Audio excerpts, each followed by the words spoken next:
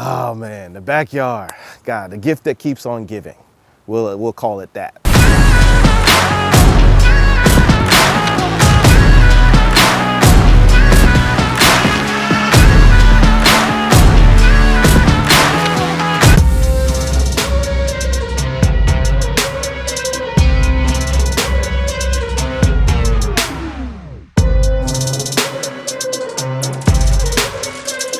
We're here at Purdom, our rehab that we've recently started here in Alvarado.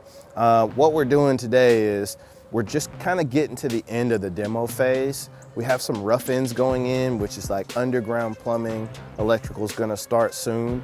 And then we're, texturing, making sure all the walls and things are back to better condition than what they started, because it was pretty rough on the inside. The people lived here for a long time. There's a lot of scratches, a lot of holes and dents and bad sheetrock, deteriorated wood.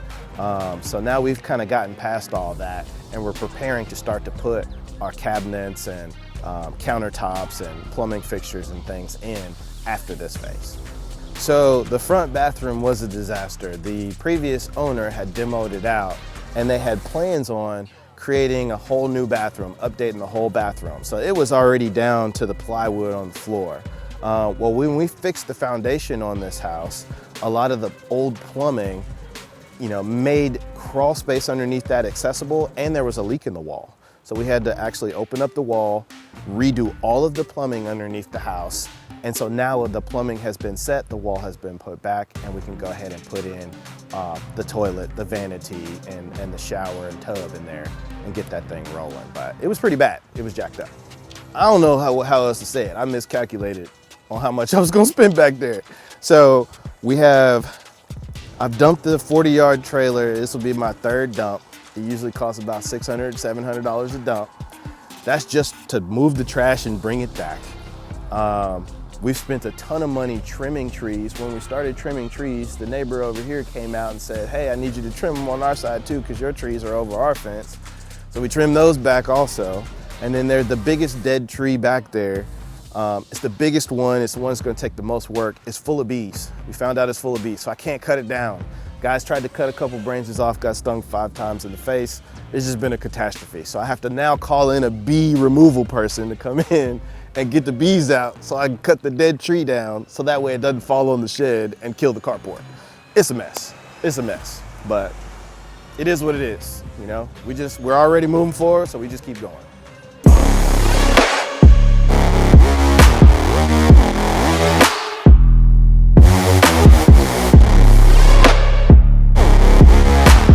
So today we're here back at Brown Street. Our Brown Street property is new construction in Alvarado. One of the things that we saw last time was the walls had gone up, but we still didn't have any flooring or anything down. So now that we're back, the floors have gone down not only in the common areas, but the bedrooms. We've got plumbing fixtures, we've got appliances that have been put in, we've got electrical fixtures like your ceiling fans or your lights. So everything's pretty much ready on the inside. What we're lacking today is our permanent power on the outside. Encore is our local service provider. They haven't hooked up to the house yet, so we don't have lights until they come out. So this house is listed on the market for sale. It's not finished yet, but we do like to list them sometimes a little bit early to see if we can get a buyer who loves the floor plan and wants to go ahead and purchase the property. Now, with dealing with Encore, the electric provider, you have to put in the request and wait for them to come hook up to your transformers outside and to permanent power for the house. They're the ones who put the meter on. They're the ones who control that schedule. In the winter times or slower times of the year, we make the request. It might be a week, 2 weeks, maybe even 3 weeks. Right now, we're in the middle of the summer, so the request ETA is 6 to 8 weeks. If we had a contract that was closing in 30 days, that would be a problem. But luckily for us, we don't have that issue yet. Time is still kind of working on our side. And so we've made our request about a month ago, and we still probably have another month to go before we'll get permanent power on the inside. Why do we need permanent power? So that way we can turn on all the lights, the appliances, make sure everything works, all the plugs work, and we can make sure this house is ready to pass inspection, and the new buyers who do take this property on can move in and be okay.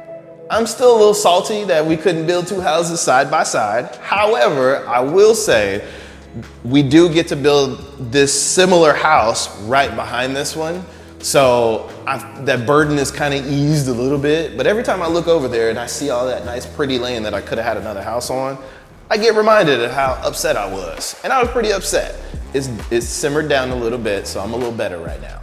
Once we get the permanent power, then we can get the lights on. Once we have the lights on, then we can get the painters to come do the touch-ups for the little blemishes or the drywall patches, the things that we can't see without all the lights on. We can get that done.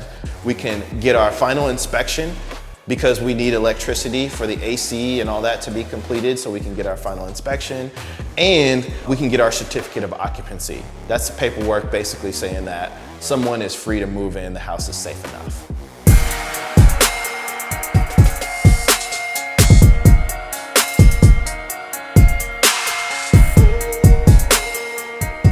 So we're back here at our James Street property, which is a new construction property in Alvarado. So the last time we were here, we had a lot of our major trades working to getting this thing close to completion. We were about halfway done, walls had just gone up, paint was just being applied. Now we've come back and got flooring down, we've got the fireplace going, they've laid the driveway in the front, we've put a wood deck in the back, which is really nice, and we've kind of got all the electrical fixtures and plumbing fixtures in. So we're moving right along. This one is almost done to completion.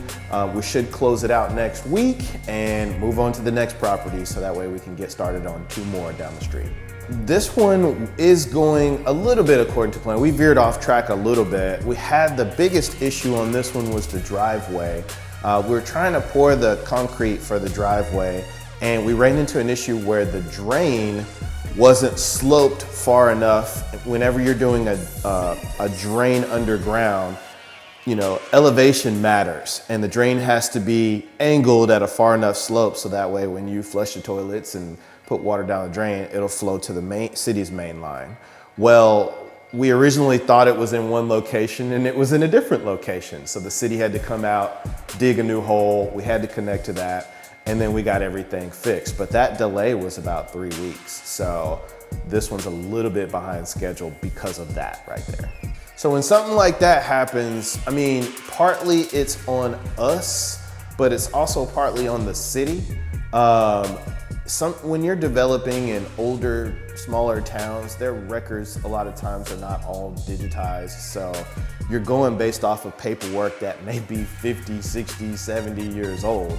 And so Public Works was under the assumption based off of what they had that it was in one location. We probably should have checked that before we went ahead and got ready to pour, but we were moving at such a pace that we missed it. And that's the thing about real estate. Sometimes you make mistakes. Luckily, it didn't cost us extra money, it just cost us time. So we're able to get it done, get it resolved, and move on to the next thing. So where we go next after this is, I've got a house right down the street that's a little bit behind this one that we're going to finish up. Hopefully get a contract on that one pretty soon and close that also. But behind that, I'm about to start 2 more houses 2 streets away in this same neighborhood. So that will be our focus over the next couple of weeks, is getting that off the ground, getting that foundation poured. We've already got permits and things ready. We're just trying to shift gears off of this one, off of the next one, and on to the next 2. So there'll be custom houses. It'll be a little bit different size lots, different location, and we'll see how we do.